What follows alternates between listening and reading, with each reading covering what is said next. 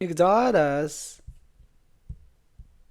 chapter 14. Then the Lord gave this instruction to Moses: Order the Israelites to turn back and camp by Fihariro, between Magdal and the sea. Camp there along the shores across from Bezalel. Then Pharaoh will think the Israelites are confused. They are trapped in the wilderness. And once again I will harden Pharaoh's heart, and he will chase after you. I will plan this in order to display my glory through Pharaoh and his whole army. After this, the Egyptians will know that I am the Lord. So the Israel camped there as they were told. The Egyptians pursue Israel. When word reached the king of Egypt that the Israelites had fled, Pharaoh and his officials changed their mind. What have we done? Letting all those Israelite slaves get away, they asked. So Pharaoh harnessed his chariots and called up his troops. He took with him 600 of Egypt's best chariot, along with the rest of the chariot of Egypt, each with its commander. The Lord hardened the heart of the Pharaoh, the king of Egypt, so he chased after the people of Israel, who had left with fists raised in defiance. The Egyptian chased after them with all the force in Pharaoh's army, all his horses and chariots, his charioteer and his troops. The Egyptian caught up with the people of Israel as they were camped beside the shore near Pharaoh across from Baal-zephon. As Pharaoh approached, the people of Israel looked up and panicked when they saw the Egyptian overtaking them. They cried out to the Lord, and they said to Moses, Why did you bring us out here to die in the wilderness? Were there enough graves for us in Egypt? What have you done to us? Why did you make us leave Egypt?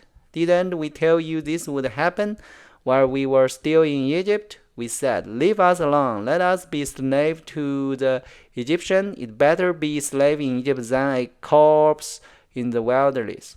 But Moses told the people, Don't be afraid. Just stand still and watch the Lord rescue you today. The Egyptian you see today will never be seen again. The Lord himself will fight for you. Just stay calm. He escaped through the Red Sea. Then the Lord said to Moses, Why are you crying out to me? Tell the people to get moving.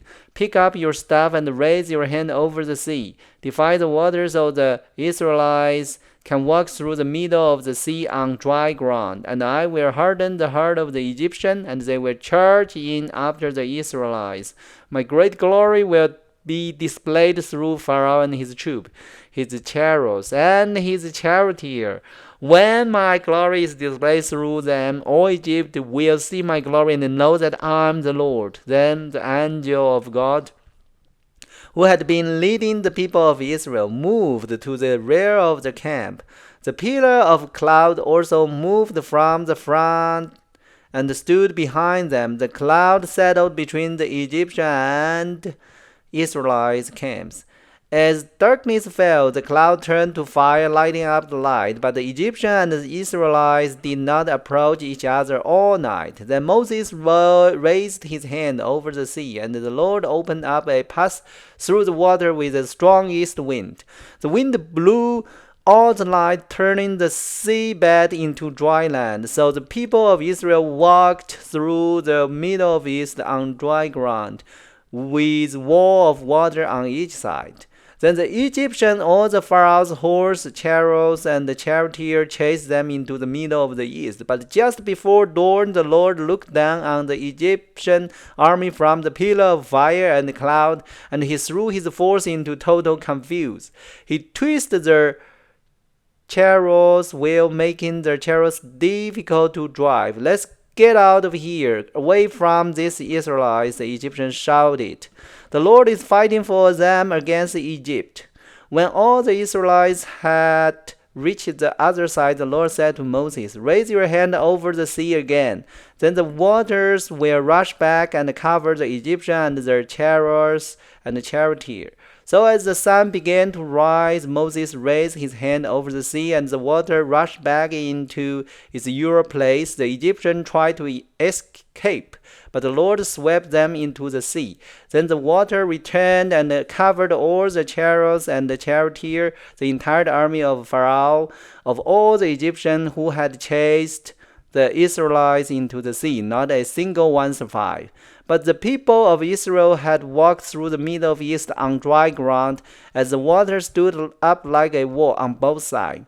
This is how the Lord rescued Israel from the hand of Egyptians that day. And the Israelites saw the bodies of Egyptians washed up on the seashore. When the people of Israel saw the mighty power that the Lord had unleashed against the Egyptians, they were filled with awe before him. They put his faith in the Lord and in his servant Moses. Chapter 15.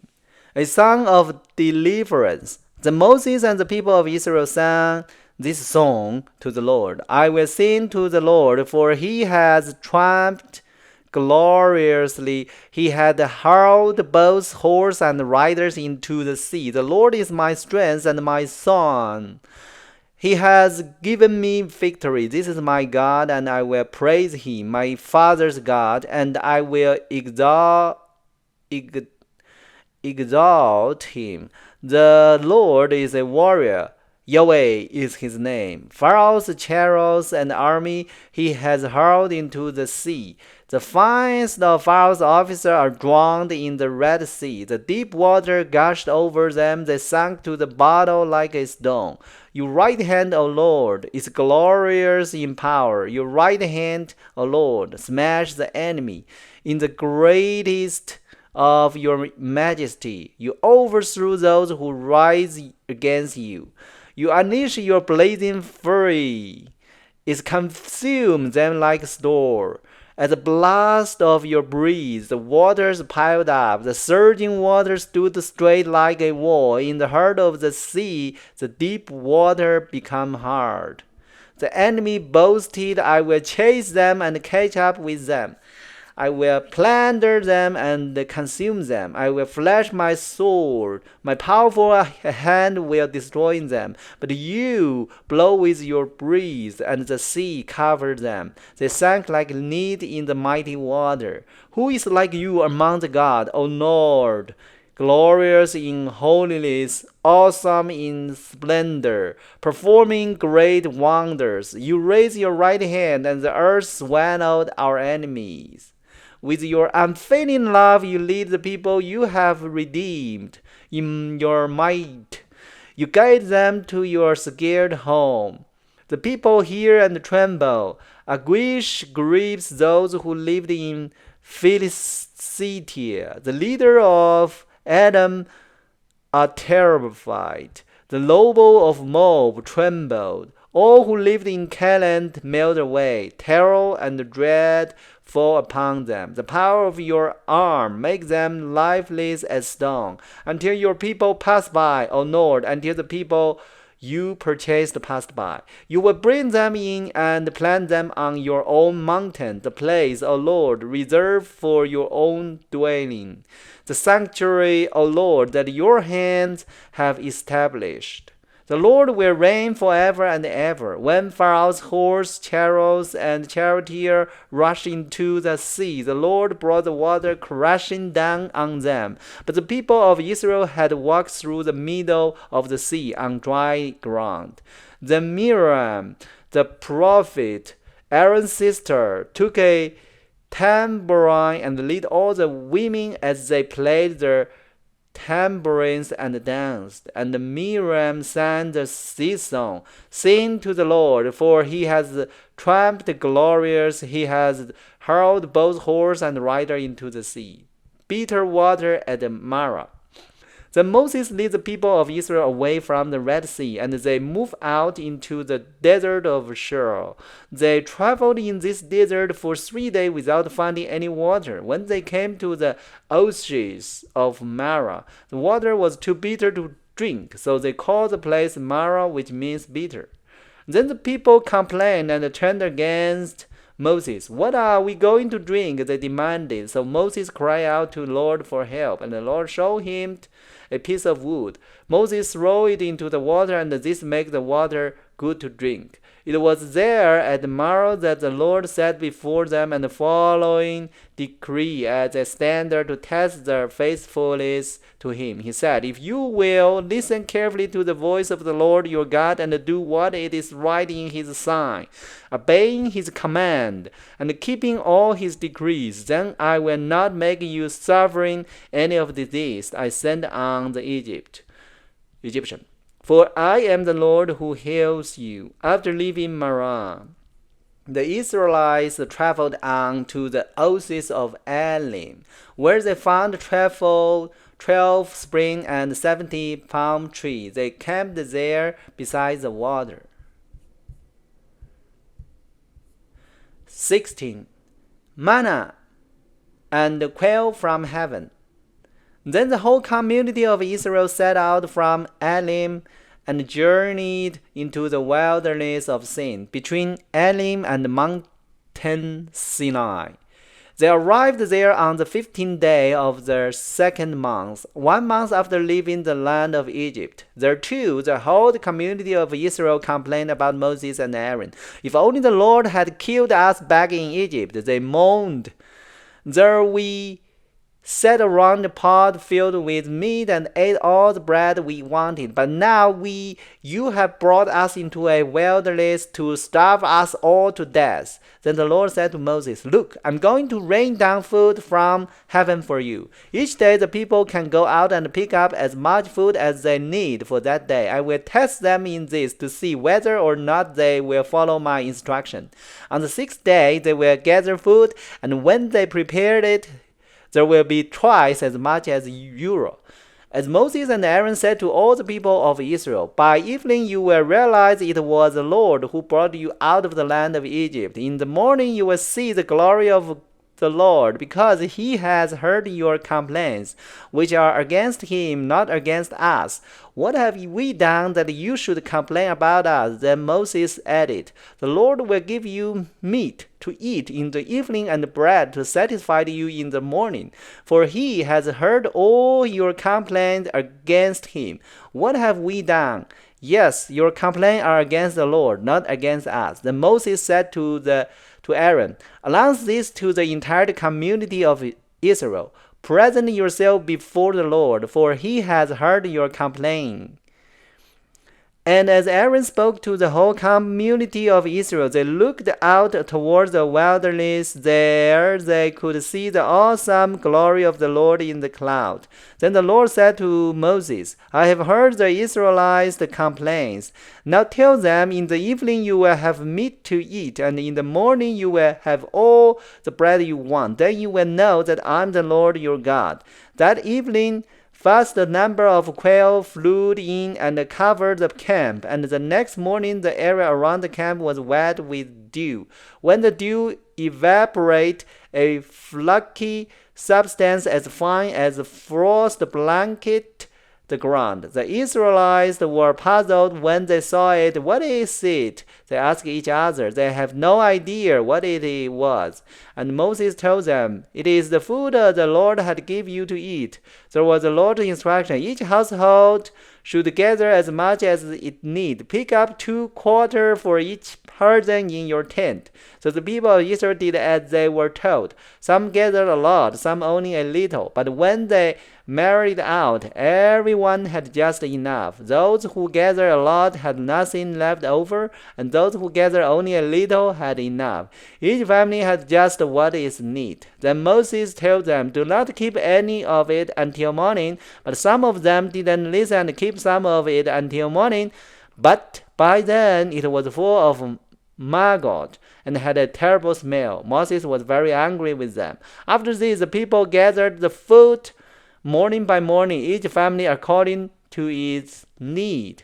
And as the sun became hot, the flakes they had not picked up melted and disappeared. On the 6th day, they gathered twice as much as usual, 4 quarters for each person instead of 2. Then all the leaders of the community came and asked Moses for an explanation.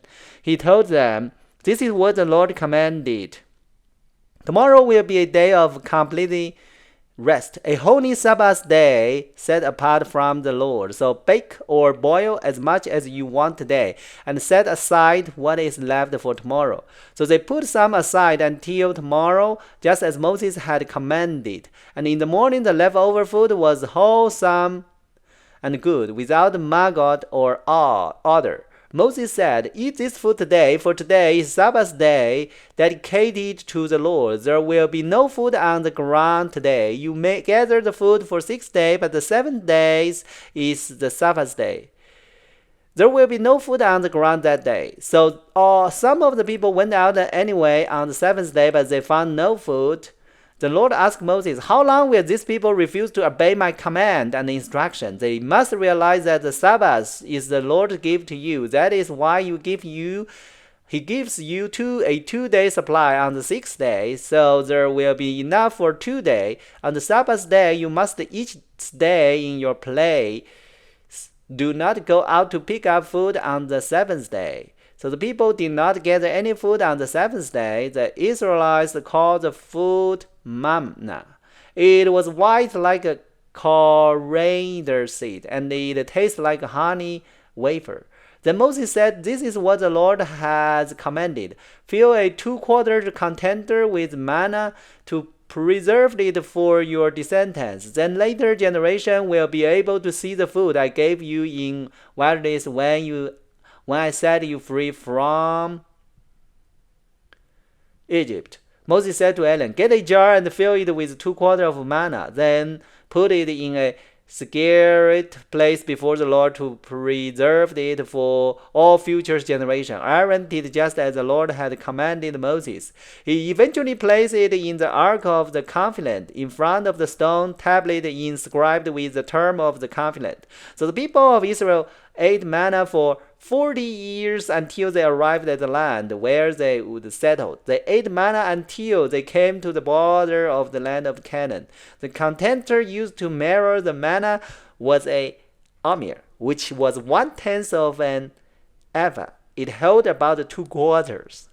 So that is chapter 16.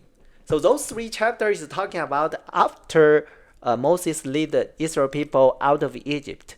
Now they're in the wanderlust, and God showed His glory again to beat those Pharaoh's army, and also save the Israel people for so many times, whatever's water or food in wilderness.